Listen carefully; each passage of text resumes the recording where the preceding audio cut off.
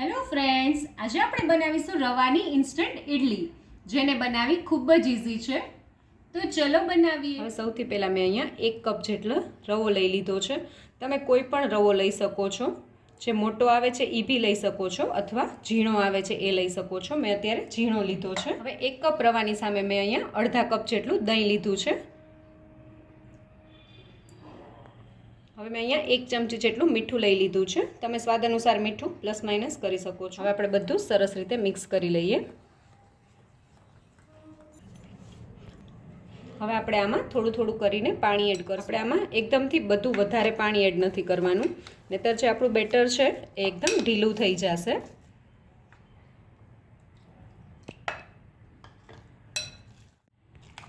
મેં અહીંયા અડધા કપ જેટલું પાણીનો ઉપયોગ કર્યો છે. અને હવે આપણે આપણા બેટરને આ જ રીતે 15 મિનિટ સુધી રેસ્ટ આપી દઈશું. રવાની ઇડલીમાં તમે બેટરને ઓછામાં ઓછી 15 મિનિટ અને વધુમાં વધુ અડધી કલાક સુધી રેસ્ટ આપી શકો છો.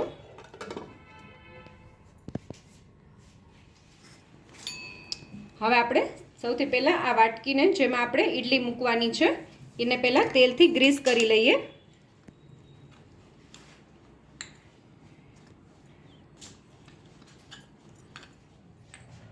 પંદર મિનિટ જેવો સમય થઈ ગયો છે. સરસ રીતે પલળી ગયો છે.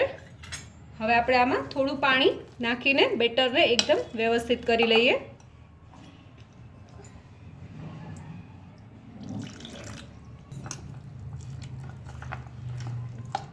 તમે જોઈ શકો છો આપણું બેટર સરસ પરફેક્ટ થઈ ગયું છે. આપણે આ રીતનું બેટર જોઈએ છે. મેં અત્યારે 4 મોટી ચમચી જેટલું પાણી એડ કર્યું છે. હવે આપણે આમાં ½ ટીસ્પૂન જેટલો ઈનો નાખશું અને ઈનો આપણે રેગ્યુલર ફ્લેવરનો જ યુઝ કરવાનો છે.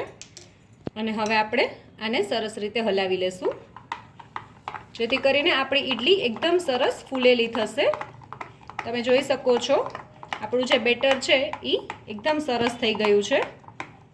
પાણી નાખતી વખતે કદાચ એવું થાય કે તમારાથી થોડું પાણી વધુ ઉમેરાઈ જાય તો તમે થોડો રવો નાખીને એડજસ્ટ કરી શકો છો. હવે આપણે જે વાટકીને ગ્રીસ કરીને રાખી છે એ વાટકીઓમાં બેટરને લઈ લઈએ. આપણે જે વાટકીમાં ખીરું લીધું છે એ થોડું ઓછું જ લેવાનું છે, કેમ કે આપણી ઇડલી સરસ ફૂલાશે એટલે આપણે અડધી વાટકીથી ઓછું લીધું છે ખીરું. અને હવે આપણે આ જ રીતે બધી વાટકી ભરી લઈએ. મેં હવે સ્ટીમરમાં અહીંયા પાણીને ગરમ કરવા રાખી દીધું હતું, તમે જોઈ શકો છો. અને હવે આપણે જે વાટકી ભરેલી છે બેટરથી એ વાટકી અત્યારે આપણે સ્ટીમરમાં મૂકી દઈશું.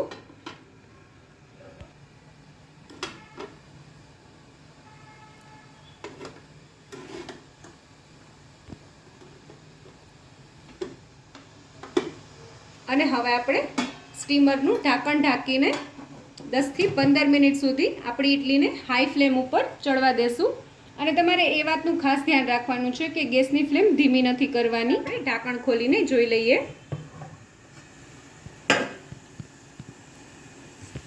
તમે જોઈ શકો છો આપણી ઇડલી એકદમ સરસ ફૂલી ગઈ છે. જે આપણે સાઈઝની મૂકી હતી એના કરતાં ડબલ થઈ ગઈ છે. હવે આપણે એક ચપ્પુની મદદથી ચેક કરી લઈએ તો તમે જોઈ શકો છો આપણું ચપ્પુ એકદમ સરસ ક્લીન જ બહાર આવ્યું છે.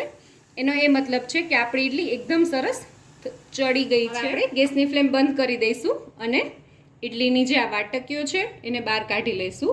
હવે આપણે જે આપણી ઇડલી છે એને થોડીક વાર ઠરવા દેશું, પછી આપણે એને ડીમોલ્ડ કરશું. ઇડલી થોડી ઠરી ગઈ છે. હવે આપણે એને ડીમોલ્ડ કરી લઈએ. તો આપણે સૌથી પહેલાં આને સાઈડમાં આવી રીતે ચપ્પુથી ફેરવી લેશું. તમે જોઈ શકો છો એકદમ સરસ રીતે આપણી ઇડલી ફૂલી ગઈ છે. અને હવે આપણે આને પ્લેટમાં લઈ લઈએ. તમે જોઈ શકો છો આપણી ઇડલી એકદમ સરસ ફૂલાઈ ગઈ છે અને એકદમ સરસ સ્પોન્જી થઈ ગઈ છે. તમે જોઈ શકો છો. હવે આપણે બાકીની ઇડલીને બી કાઢી લઈએ.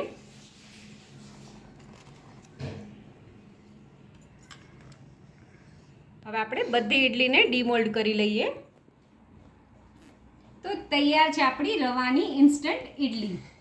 જો તમને મારો આ વિડીયો ગમ્યો હોય તો મારા વિડીયોને લાઈક કરજો, શેર કરજો અને મારી ચેનલ કુકિંગ વિથ ઉમા પુરોહિતને સબસ્ક્રાઈબ કરજો, જેથી કરીને આવા નવા વિડીયો હું તમારી સાથે શેર કરી શકું.